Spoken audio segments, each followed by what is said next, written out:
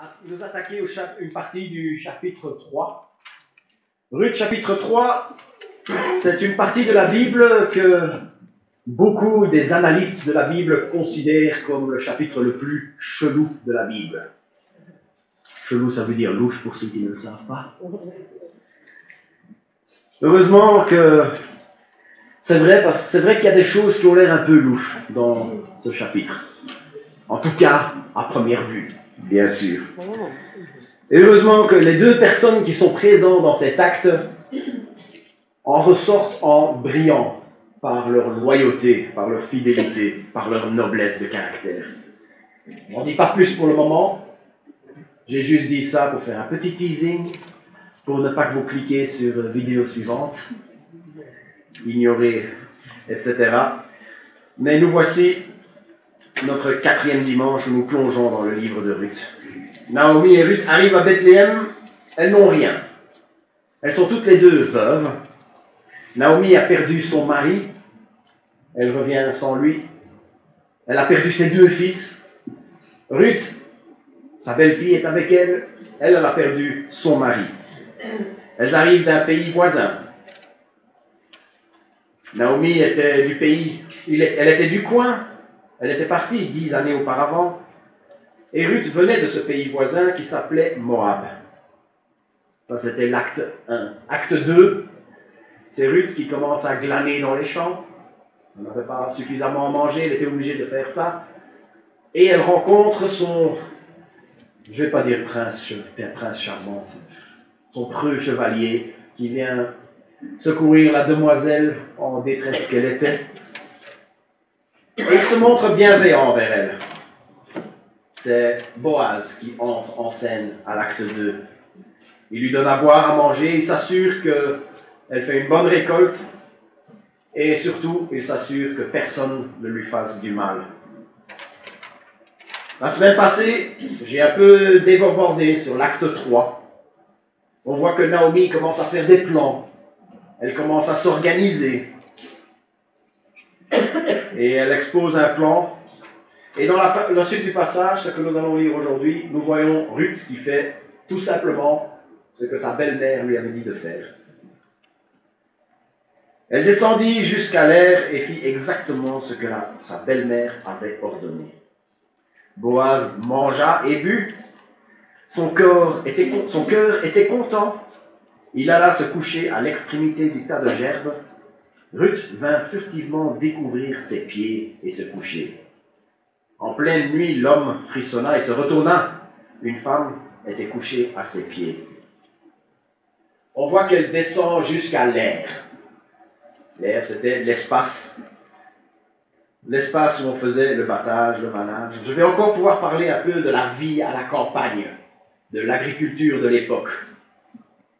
Après que tout le grain était coupé et rassemblé en grosses gerbes, c'était l'étape qu'on appelait le battage et le vanage. La seule partie de l'épi de blé qui était, tout est comestible, mais la seule partie qui avait de la valeur nutritive, c'était le grain. Alors, il y a la paille. La paille, elle pouvait servir pour diverses choses, pour faire des briques, pour l'hygiène dans les étables. Et puis, il y avait des espèces de petites feuilles, toutes petites, 1 mm, 2 mm, qui entouraient les grains. Ça n'avait aucune valeur, ni nutritive, ni financière. Donc, il fallait vraiment s'en débarrasser. Les fermiers, ce qu'ils faisaient, c'est qu'ils avaient ce qu'ils appelaient l'aire de battage. C'était un espace souvent surélevé où on étalait. Pline le Jeune parlait d'une planche. Il prenait une planche pour battre, pour taper dessus, pour que les grains se séparent. On utilise aussi souvent ce qui s'appelait un fléau. C'était comme un nunchaku avec lequel on tapait sur le grain. C'était une espèce de bâton articulé. C'était long et laborieux. Avant l'arrivée des machines, ça représentait 25% des heures de travail pour les fermiers. 25%, c'était le battage. Et pour faire Le chiffre qu'on a, c'est qu'il fallait 1 heure de battage pour faire un boisseau. Donc un boisseau, c'est un grand sac de 36 litres, un grand sac de grains. Ben, il fallait que taper dessus pendant 1 heure. Alors vous imaginez le nombre de sacs qu'il faut pour nourrir toute une ville, le travail que ça représentait. Et ça donne une nouvelle signification à ce qui a été dit dans la Genèse.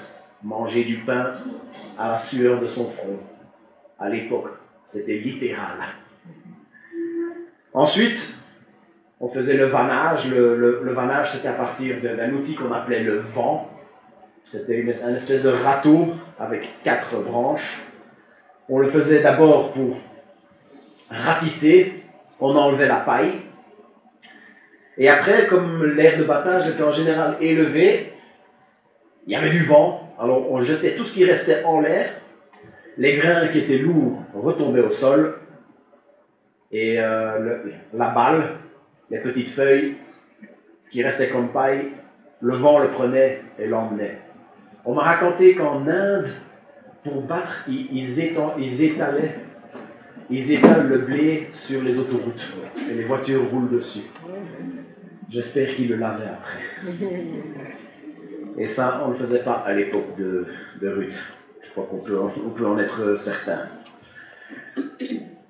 Vous pensez bien que quand on était à cette étape-là de la moisson, tout le monde s'y mettait.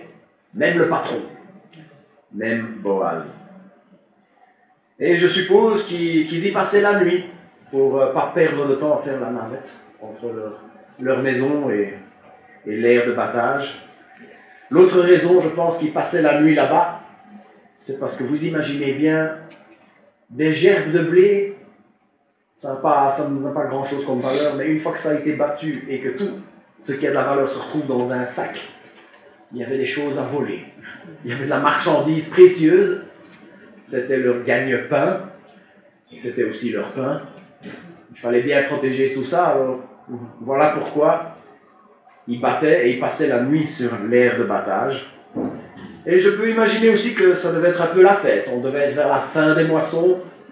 Le travail avait été dur et ils avaient la récompense pour leur labeur. Et ils arrivaient à la fin de la moisson et qu'ils ont un peu fait la fête. On dit que Boaz avait mangé et qu'il avait bu et que son cœur était content. Il n'était pas complètement torché, certains qui l'ont dit, parce que quand c'est le cas, quand quelqu'un est vraiment bien ivre dans la Bible, ils le disent de manière très claire. Son cœur était content, il avait bu 1 ou 2 verres, il se sentait bien, il est allé dormir. Un peu à l'écart, il est dit à l'extrémité des gerbes. Et c'est ici qu'on voit parfois les analystes de la Bible se mettre à rivaliser avec des théories un peu louches. Une femme qui s'approche en pleine nuit d'un homme qui dort, qu'est-ce que ça peut bien vouloir dire? Et c'est vrai que dans la Bible, ils font beaucoup l'utilisation de ce qu'on appelle des euphémismes. Un euphémisme, pour ceux qui ne savent pas ce que c'est une petite phrase anodine, mais pour exprimer quelque chose d'un peu gênant. En général, c'est pour tout ce qui est sexe et WC. Et on le fait encore aujourd'hui. On dit qu'on va au petit coin, ou alors on dit qu'il faut faire un câlin. Et tout ça, c'est des euphémismes. Et la Bible utilise ça aussi pour parler de tout ce qui est sexe, tout ce qui est WC. Et par exemple, dans l'Ancien Testament, on dit souvent « il connut sa femme », parce que c'est quand même moins gênant que de dire « il eut des rapports sexuels ». On dit aussi souvent « il se couvrit les pieds », ça c'était pour dire qu'il allait aux toilettes. Alors, c'est pour ça que certaines personnes se sont imaginées que ça devait être un euphémisme quand on entend dire « Ruth vient furtivement découvrir ses pieds ». Ce serait... certains disent que ce serait une façon douce de parler de quelque chose de sexuel. Moi, je suis même tombé sur un commentaire qui parlait de Naomi qui prostituait sa belle-fille pour arriver à ses fins. En fait, Moi, je n'adhère pas à toutes ces théories. Je les ai mentionnées parce que vous allez peut-être tomber dessus un jour. Moi, je pense qu'à l'époque, pour que ce soit vrai, il faudrait supposer que les auteurs de l'époque avaient l'esprit mal tourné, réfléchissaient à ces choses de la même manière que nous. Et il n'y a absolument rien qui indique que les gens raisonnaient comme ça à l'époque. C'est pour ça, l'explication la plus vraisemblable, c'est que juste Ruth a un petit peu relevé la couverture, comme ça il a eu froid aux pieds et il a pu se réveiller en douceur. Il a été un peu sursauté, mais est-ce que l'histoire aurait été la même si elle l'avait secoué? Je ne pense pas. C'était sa manière d'aller en douceur. Alors pourquoi s'approcher de lui discrètement en pleine nuit dans les champs quand il est tout seul?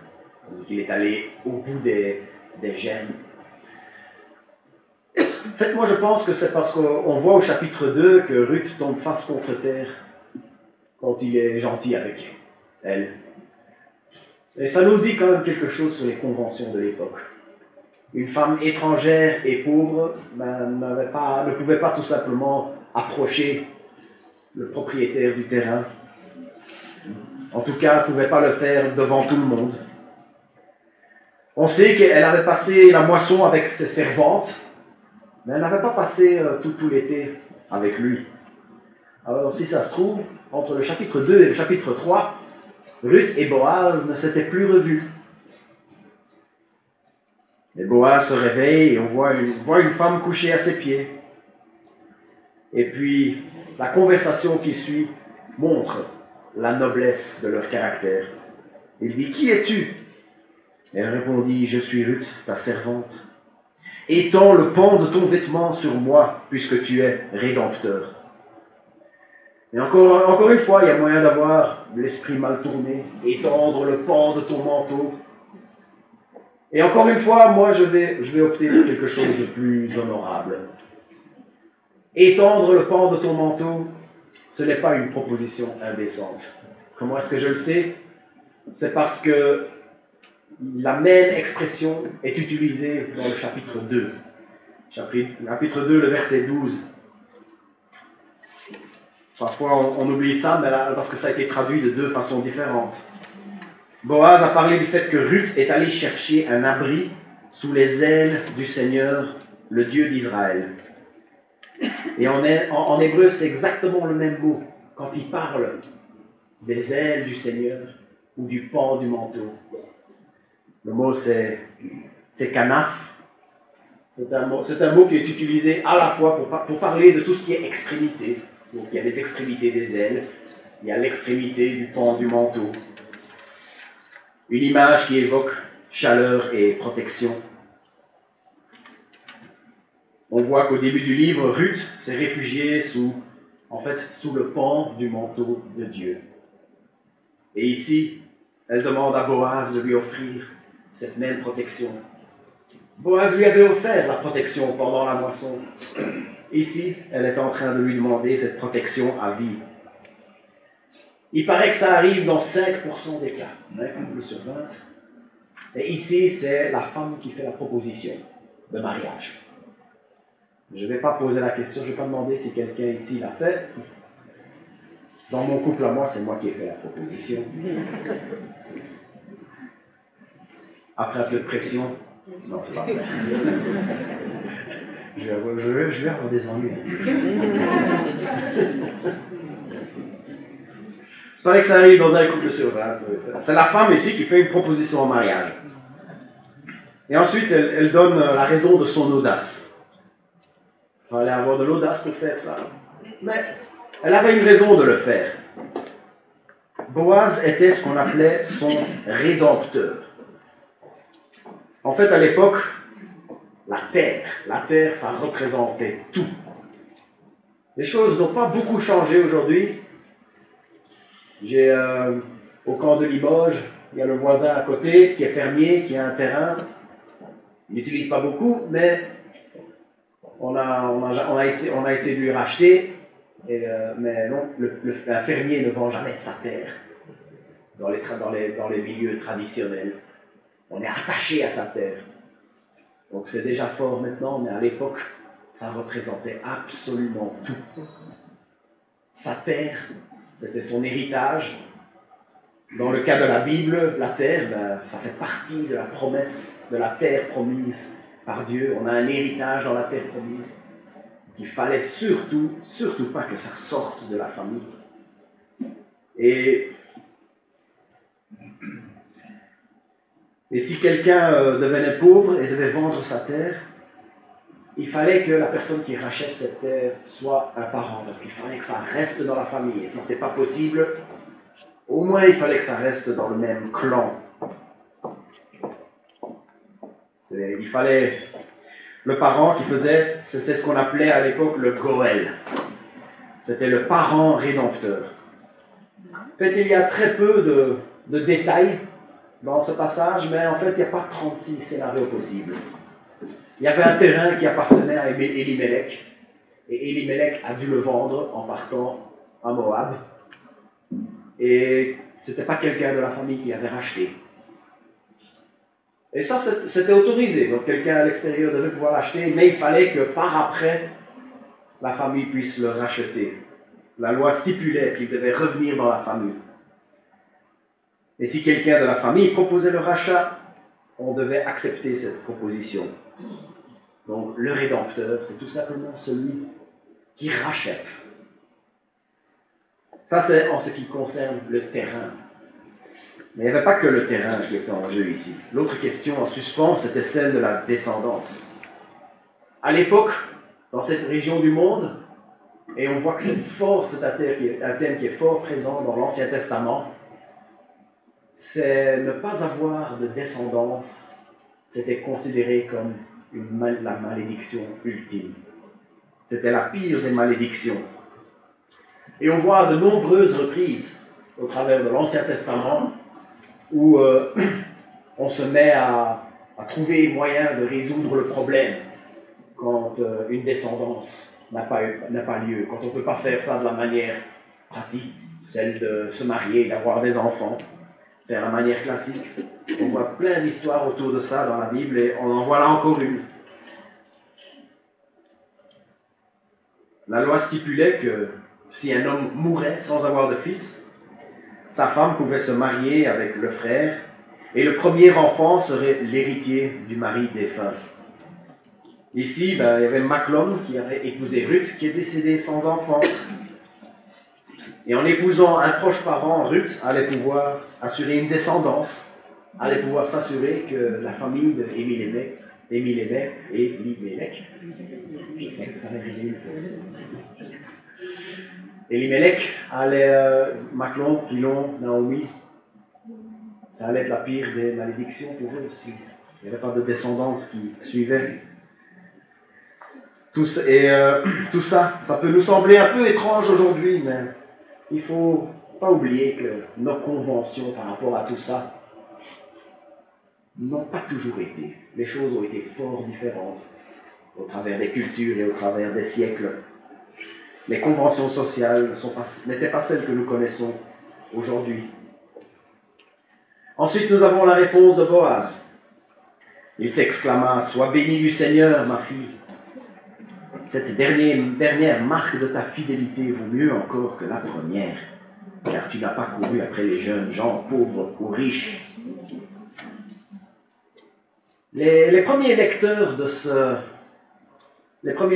alors ceux qui ont entendu cette histoire racontée au début, ils devaient être tenus en haleine ici.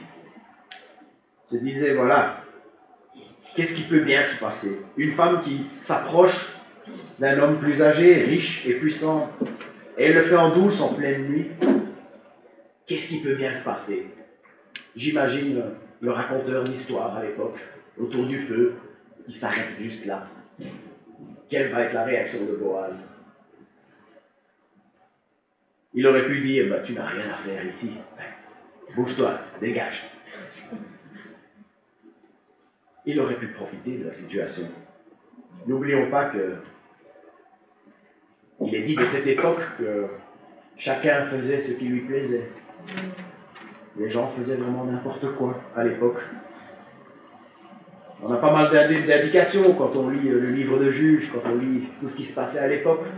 Il y avait beaucoup d'immoralité sexuelle. Boaz aurait pu profiter de la situation. On a appris aussi que, dans le chapitre précédent, que les jeunes filles n'étaient franchement pas en sécurité quand elles allaient dans les champs, même en plein jour. Un plan d'un soir, comme on appelle ça, ça n'avait rien d'inhabituel à l'époque. Et il n'y aurait pas eu de conséquences pour Boaz. Mais au lieu de cela, nous avons affaire à un véritable gentleman, un homme qui est fixé sur le Seigneur. Il avait déjà été touché par le fait que Ruth n'avait pas laissé sa belle-mère à son triste sort. Ça, c'était la première marque de fidélité. Parce qu'il parle des marques de fidélité en la personne de Ruth. Et il se met à les reconnaître.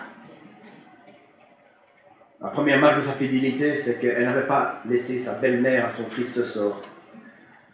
Et puis il y avait cette deuxième marque de fidélité qu'il voyait là, c'est que Ruth était prête à se marier avec celui qui allait pouvoir racheter le terrain de son beau-père et de pouvoir assurer son avenir et celle de sa belle-mère. Visiblement, elle n'était pas obligée de le faire. Elle aurait pu dire non merci sans façon. Elle aurait très bien pu, à son âge, courir après un jeune homme, jeune riche. C'est dans la réaction de Boaz qu'on voit ça.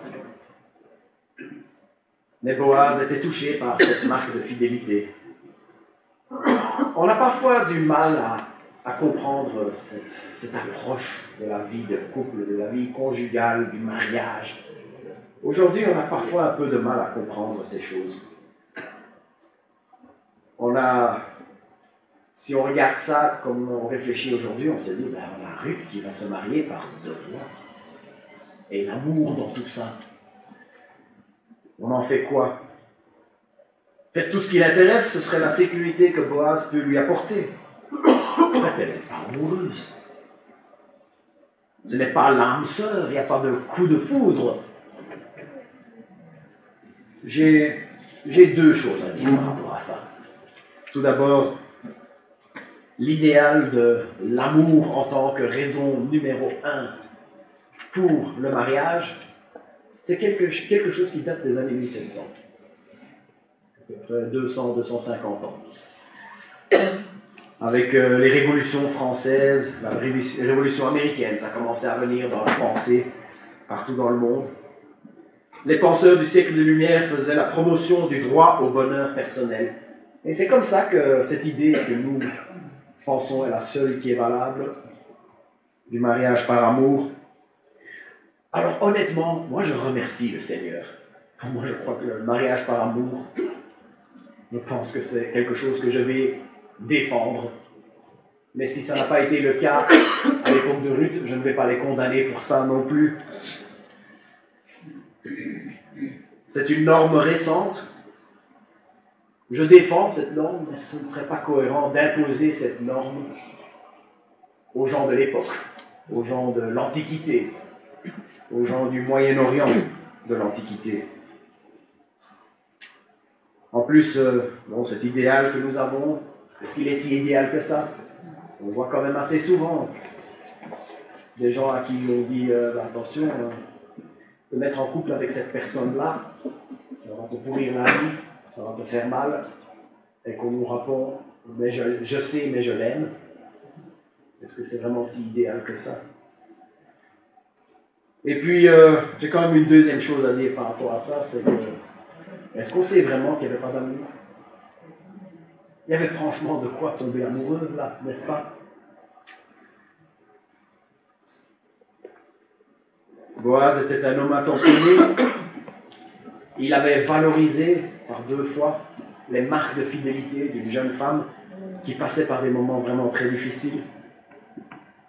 En plus, il s'est comporté de manière très digne et pure cette nuit-là, parmi les gerbes de blé. Il n'y avait pas de quoi tomber amoureux. Et Boaz continue.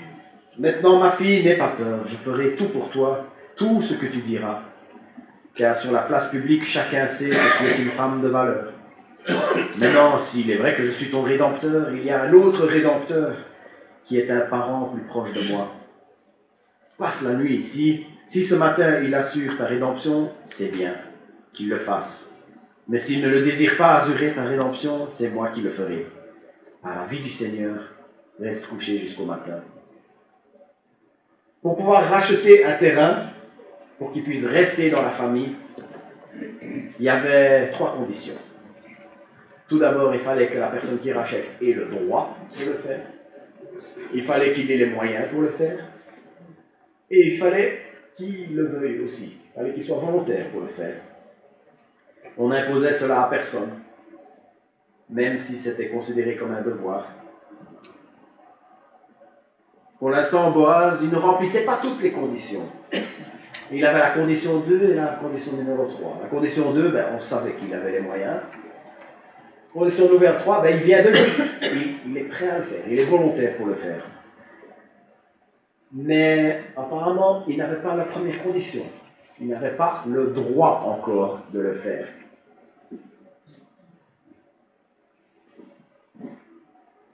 Tout ce que Boaz pouvait faire, c'était de mettre une option sur le deal. Mais si l'autre parent le voulait, son option ne compterait pas. Il y avait une affaire à régler avant de pouvoir aller de l'avant. En fait, ce qu'on a ici, c'est un rebondissement de dernière minute. Comme dans le film Le Sixième Sens, où je suspecte sur la planète des singes. On a une espèce de rebondissement de dernière minute ici. Il dit « Je vais le faire !» Tout le monde se dit « Ah !» Fin heureuse, happy end, vécurent longtemps. Et puis, mais il y en a un autre parent qui est plus proche que moi. Donc, bouf, ça replonge. Il y a un autre rédempteur. Ensuite, le matin arrive. Elle resta couchée à ses pieds jusqu'au matin et se leva avant l'heure où l'on peut se reconnaître l'un l'autre. Boaz se disait qu'on ne sache pas que cette femme est entrée sur l'air.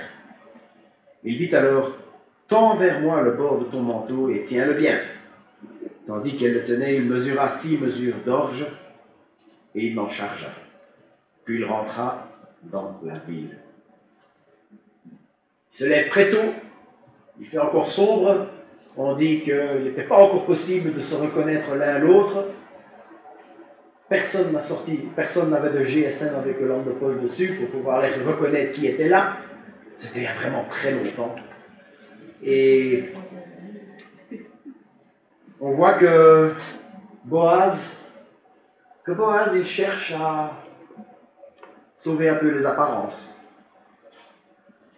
Boaz n'avait rien fait de mal. Boaz n'avait rien à cacher. Mais si les ouvriers voyaient Ruth partir le matin, si les gens dans les champs voisins voyaient Ruth partir le matin, il était sûr que les ragots allaient partir de bon train. On a vu plus haut que ça se savait sur la place publique que Ruth était une femme de valeur. Et tout ce qui s'était passé la nuit, rien n'a changé. Elle était encore toujours une femme de valeur. Et Boaz ne voulait pas que ça change, il voulait que ça continue à se savoir. Cette noble réputation que Ruth avait.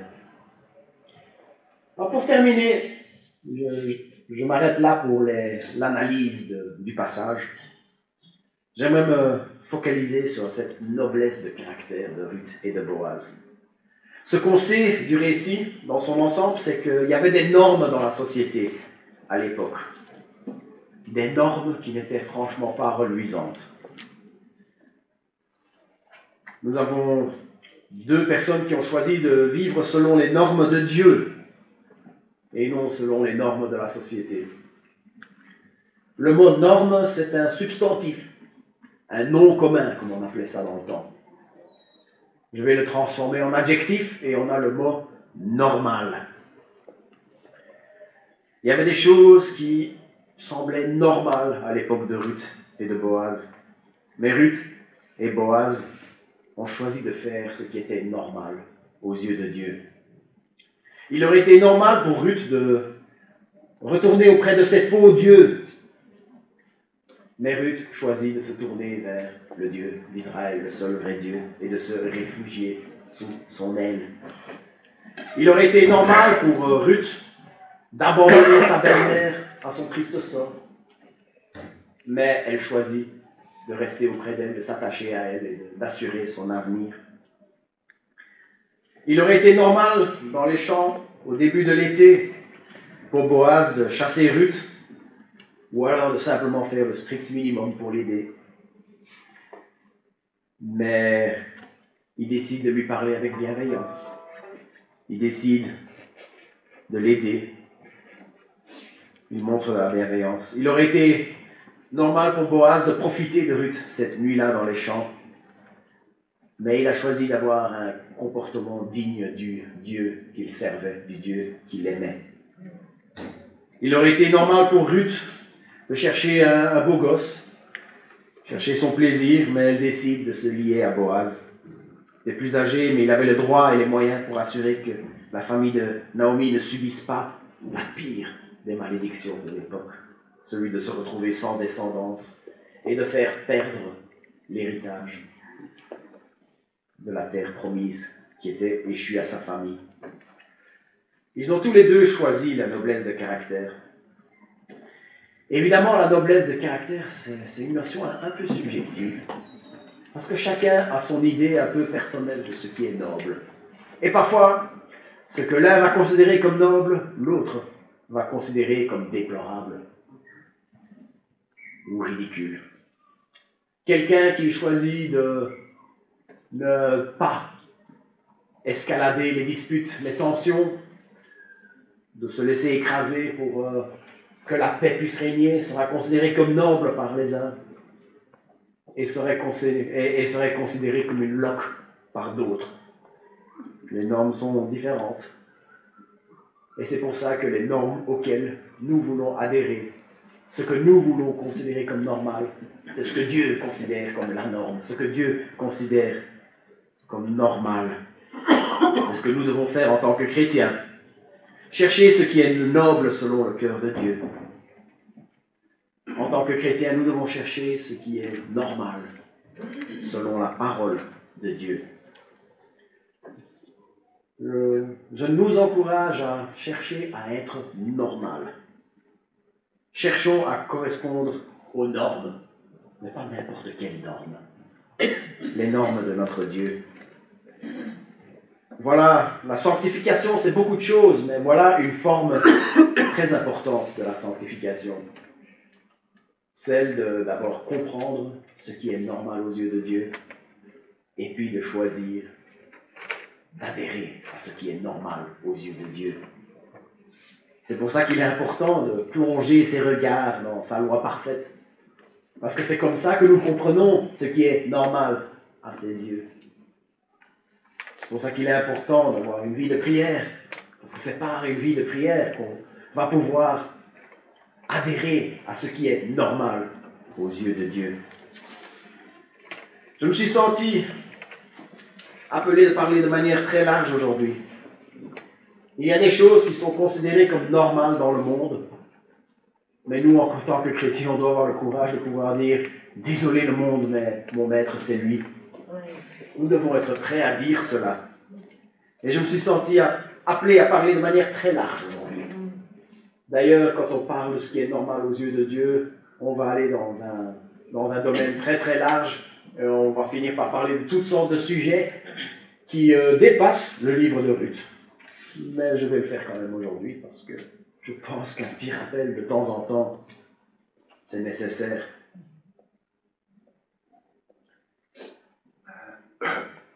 Le monde dit qu'il n'est pas normal de dire qu'il n'y a qu'une seule vérité, un seul chemin.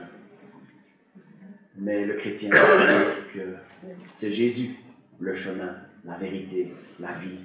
C'est pas normal de dire que les autres chemins mènent à la ruine. Mais c'est ce que le chrétien doit être prêt à dire. Les autres chemins mènent à la ruine. Le monde dit qu'il n'est pas normal, qu'il est tout à fait normal, de penser à soi, d'écraser la concurrence, d'envoyer balader toutes les personnes qui ne nous font pas que du bien. Mais le chrétien ne devrait pas agir par esprit de rivalité, par esprit de vaine gloire. mais se revêtir d'humilité. Voilà ce qui est normal aux yeux de Dieu. Se revêtir d'humilité et considérer l'autre comme supérieur à soi-même. Le monde dit qu'il est normal de rapidement inclure les rapports sexuels à toute relation amoureuse, même si elle est de courte durée, la relation amoureuse. Le monde trouve normal qu'on ne mette que 2 conditions, l'âge et le consentement. Mais le chrétien qui décide de vivre selon ce qui est normal aux yeux de Dieu doit pouvoir rajouter d'autres conditions encore. Celui de réserver les rapports sexuels pour le mariage, au lien du mariage.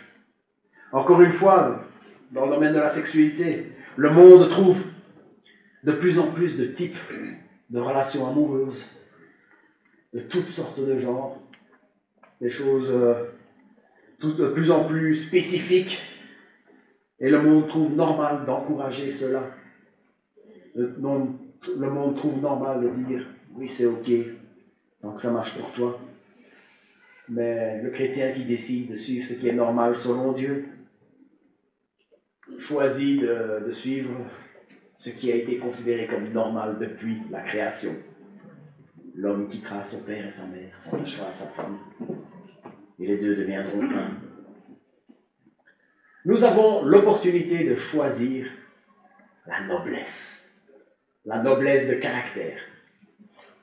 On ne naît pas, on peut naître noble, on peut mettre un petit 2 devant notre nom, mais ce n'est pas de cette noblesse-là que je parle. Je parle de la noblesse de caractère, et ça, c'est pour tout le monde. La noblesse selon les critères de Dieu et non selon les critères de la société. Il faut d'abord comprendre ces critères, les critères de Dieu. Il faut d'abord comprendre ces critères, c'est pour ça qu'il faut plonger le regard dans sa révélation et découvrir les merveilles de sa loi. Et au fur et à mesure qu'on découvre ces merveilles, appliquons-les à notre façon de vivre.